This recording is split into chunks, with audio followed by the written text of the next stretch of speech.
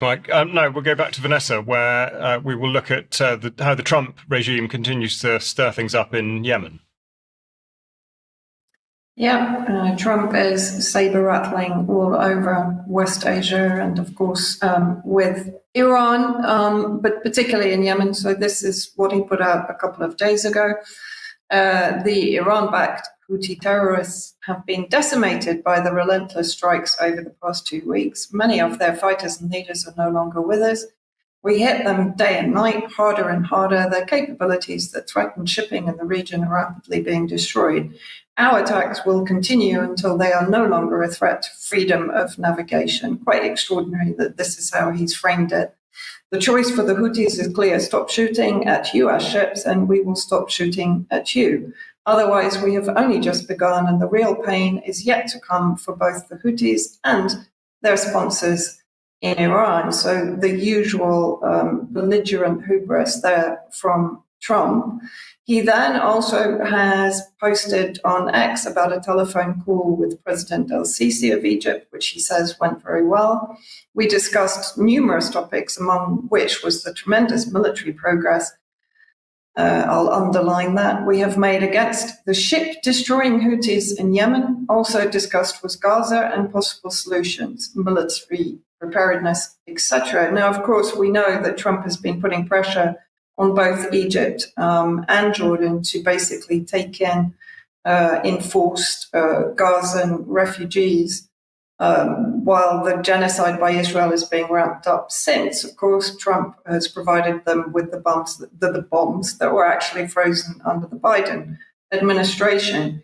But however, what Trump is doing in Yemen, of course, is that he's using the B-2 bombers that were deployed to Diego Garcia Island that we talked about last week to bomb effectively civilian infrastructure, while claiming, of course, to be targeting the underground manufacturing facilities in Yemen of weapons and missiles. And in the most recent bombing campaign, which was yesterday by the US and the UK, Al Mayadeen's correspondent says that the US airstrikes target the Water Authority building in Al Mansouriya district, southeast of Hodeidah province, which is on the western coast of Yemen on the Red Sea. And of course, this is what the US does traditionally. It's what Israel has been doing, both in Syria and in Lebanon. But the fact that Trump is claiming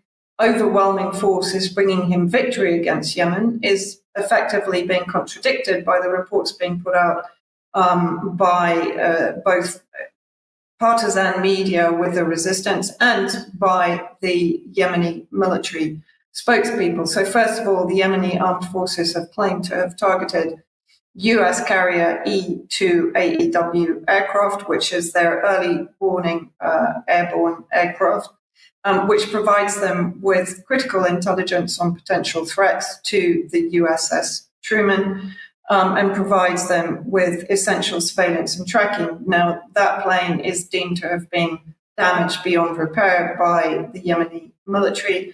It's also notable that even in American media and even American military experts have been putting out statements saying, confirming basically that Yemen is giving them a pretty hard time on the battlefront.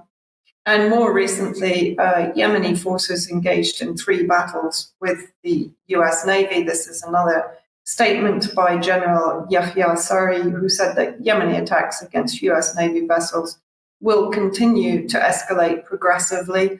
And of course, we need a reminder, I think, why Yemen began this blockade of the Red Sea. Of course, it was under the Article 1 and 2 of the Geneva Convention on Genocide to both prevent and punish genocide by the Zionists against the Palestinians, both in the West Bank, but particularly in Gaza.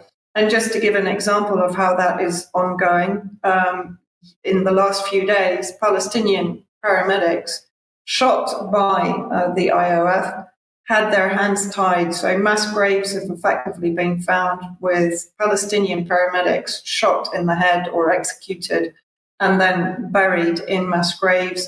And of course, what the Yemenis are most against is also the siege of Gaza, which includes the deliberate starvation. And I just wanted to play this video, which also reminds us what we are fighting against. And I think it relates intrinsically to what Roger Waters was also saying in his speech, but it also demonstrates why the Yemenis are doing what they are doing and how effectively what Trump is doing against the Yemenis is sustaining genocide by the Israeli state, or non-state, as I would say. So let's just play this video very quickly.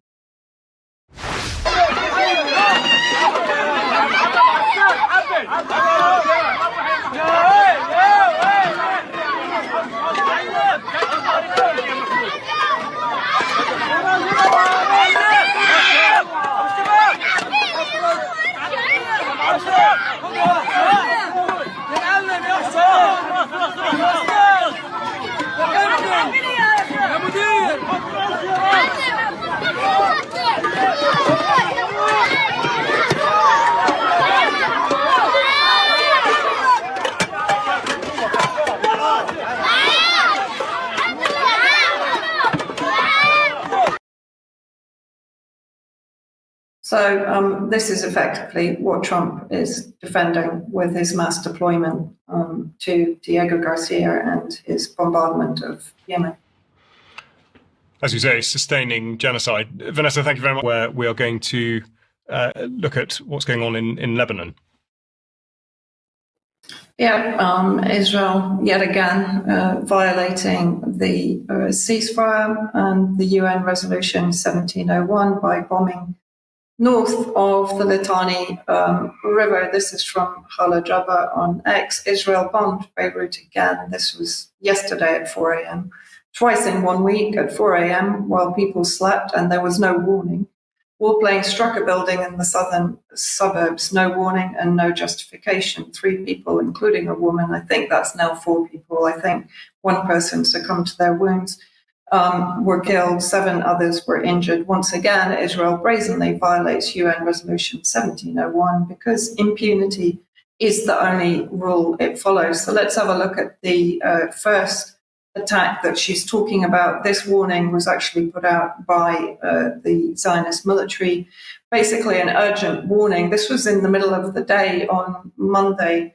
And the red square there is the building that was supposed to be evacuated. But you can actually see that there were 2 schools in very close proximity, the Lycée des Arts and St. George's School. And there was actual mass panic because the children in those schools had very, very little time to be evacuated. There was footage of children panicking and screaming, trying to leave the school in time before the adjacent building was bombed and obliterated. And this is a very short video of the attack at 4 a.m. yesterday morning. As you can imagine, this is showing the damage to the building. But this was at 4 a.m. when people were fast asleep. And as a friend of mine said, she woke up, she wasn't aware it had been happening, but she was receiving hundreds of texts at that time of the morning. This is in southern Beirut. Nabi Berri, who's a parliament speaker, he says it quite succinctly. Above all, this is an Israeli attempt using fire, blood, and destruction to assassinate the UN Resolution 1701 and undermine its implementation mechanism, which is included in the agreement. Lebanon has fully complied with it, and that, of course, includes Hezbollah.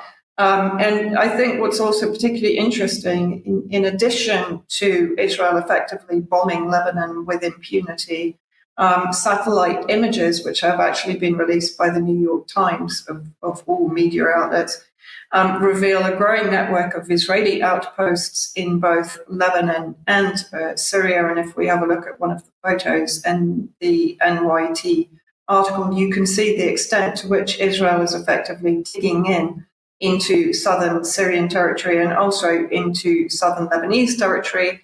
Although as part of the ceasefire, of course, there should have been full withdrawal of Israeli forces. And in fact, the exact opposite to that, this was actually on my Telegram channel yesterday towards the end of the afternoon. in the past 2 hours, enemy Israeli attacks targeted several border areas, machine gun bursts targeted the southern outskirts of the town of Aitarun, more machine gun bursts in the vicinity of other towns in the south and in Chiba.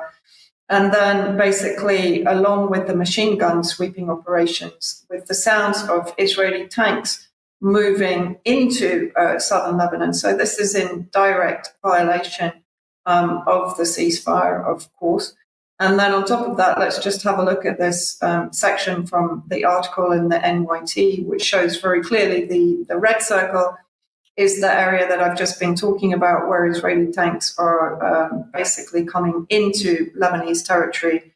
But you can see very clearly there, I mean, if you freeze frame and have a look at the photos or go to the article, which will be in the show notes, you can see the development of effectively settlements by Israel, both in southern Lebanon, by the 5 highest points that we've talked about many times on UK column, and in southern Syria, extending towards southern Damascus, the suburbs of Damascus. So, Israel continues with impunity, bombing civilian residential areas, violating ceasefires, as of course it's always done in Palestine. And Trump is doing absolutely nothing to stop it. In fact, what he's doing is, as we said, sustaining the criminality of Israel.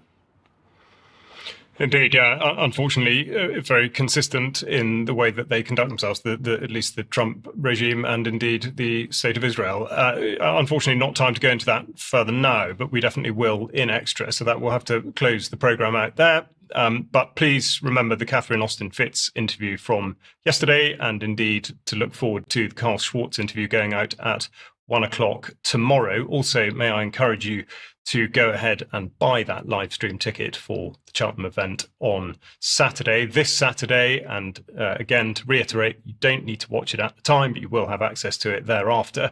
So we'll look forward to seeing you either in person or indeed on the end of a live stream.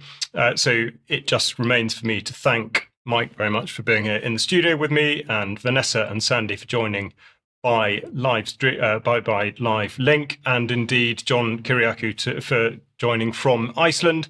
If you are a UK column member, please stay on the line, and we'll see you in a few minutes for extra.